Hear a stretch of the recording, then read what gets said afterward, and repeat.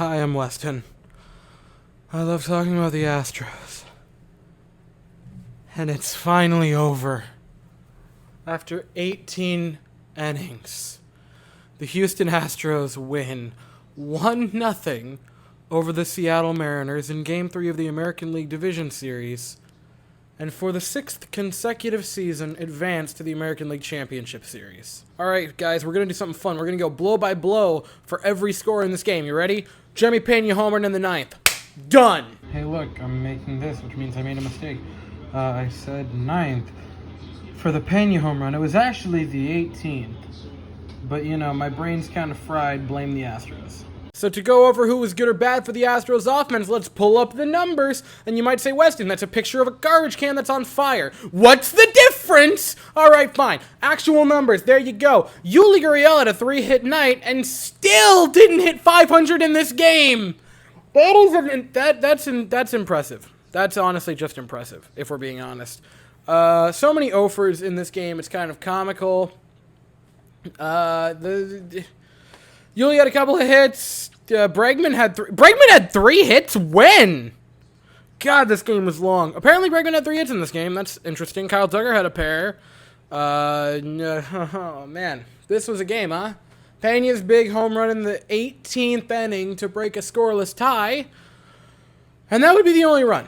There was 1 run scored in 18 innings of baseball, guys. I really can't emphasize that enough. There was 1 run scored in 18 innings, which is a record in baseball for a postseason game to get to the 18th scoreless. The record was 15, which the Rays and Guardians did, and then the Astros said, "That's cute. We'll not double it up. We'll one up you." I can't even speak, and I have to make 1,000 graphics for this video to go over the pitching staff. So let's start with Lance McCullers Jr. because Lance started this game. And he started this game, at the time I'm recording this, about 7 hours ago.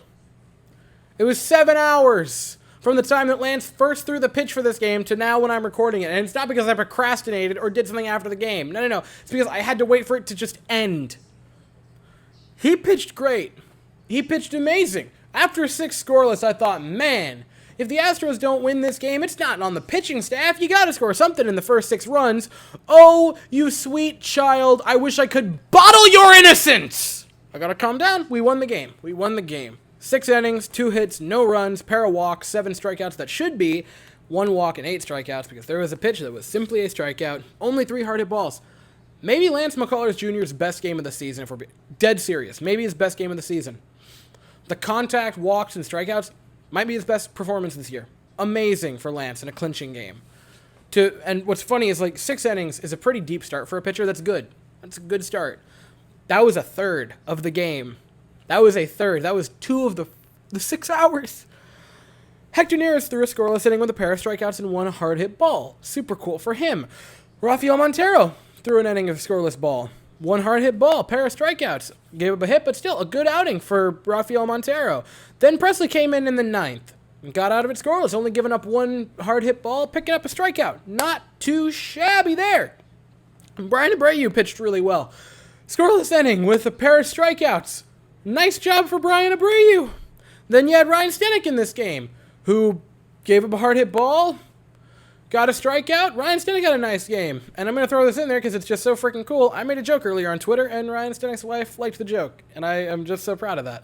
Hunter Brown came into this game and pitched 2 scoreless innings and pitched good. I mean, he gave a bunch of hard contact, 3 hard hit balls in 2 innings, which is not great. But, I mean, 18 scoreless innings, guys. Let's just... So that happened, and then Luis Garcia came in, and for 5 innings, pitched the best baseball that I've ever watched Luis Garcia pitch. 5 innings, 6 strikeouts, no walks, and 3 hard hit balls when the Astros needed it most.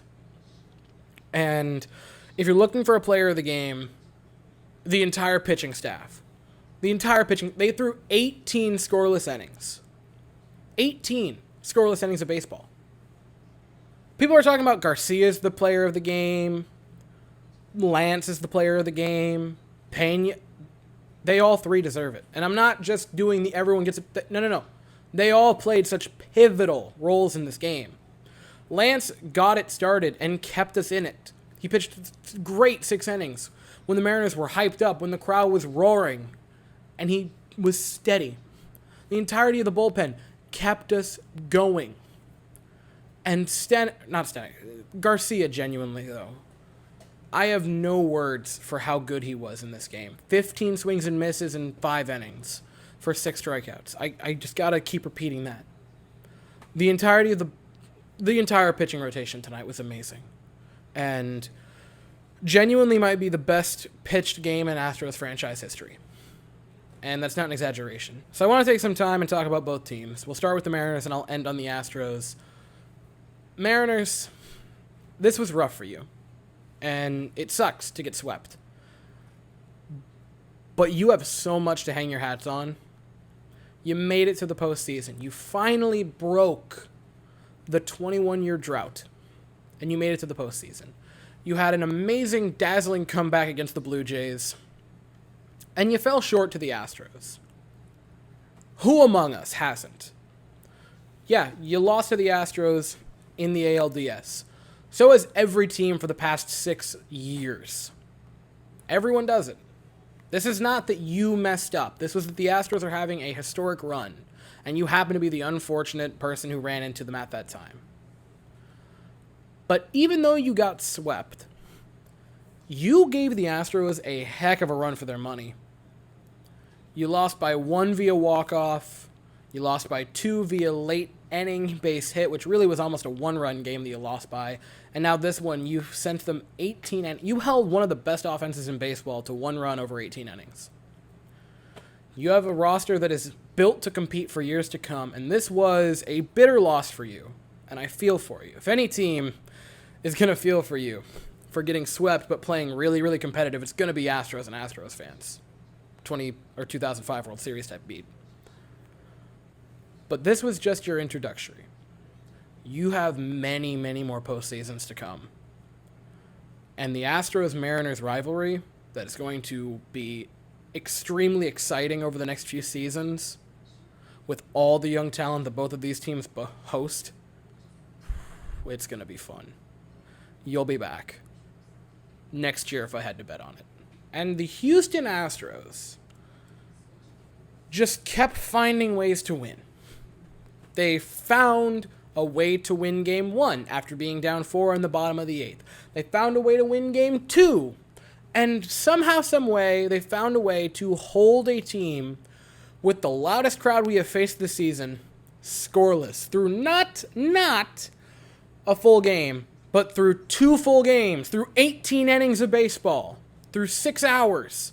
Anyone we sent to the mound tonight pitched one of their best performances of their career. To go 18 scoreless is incredible. And to make your 6th consecutive American League Championship Series is just improbable. But we've done it. We are, and I've said it a few times, we are watching one of the greatest teams ever, and without a doubt, the greatest Astros team ever. No team has done this. And if they can make it to the World Series and win one, to where you have 5 division titles in 6 years, 4 pennants and 2 rings in that same 6-year span, with 4 different 100-win seasons. Folks, you're not just talking about an all-time great team for that organization. You're talking about an all-time great dynasty in the history of Major League Baseball. And the Astros, even though none of these games inspired a lot of confidence, they have very clearly not played their best baseball. The Astros underperformed in this series and still swept a very good Seattle Mariners team. And if they get clicking in the ALCS and World Series, they might just be unstoppable. So that was it. That was the 6-hour aberration of a game. And to everyone who stuck with us through the 4 different live streams because the phone kept dying, because that's how long it took. To everyone who stuck out, thank you. You guys are awesome. You guys helped keep me, I wouldn't say sane, because I definitely lost it a few times, but as close to it as I could be. You guys are OGs, not just of the channel, but of Astros, just the Astros in general. You guys are awesome, and thank you so much for sticking with me. And now, even though the game started like 7 hours ago, thanks for watching. This was the longest game I've ever talked about, bar none. There's not even a close second. I think the next closest was like maybe 12 or 13 innings. This blew it out of the water. It was 6.5 hours, guys. 6.5 hours. But we made it through. We're going to the ALCS. Game 1's on Wednesday. We don't know the time yet, but I'll be here afterwards to talk about it. That's all I have to say for the evening. So thank you all so very much for watching. I hope you all have an absolutely fantastic day, and as always, go Stros.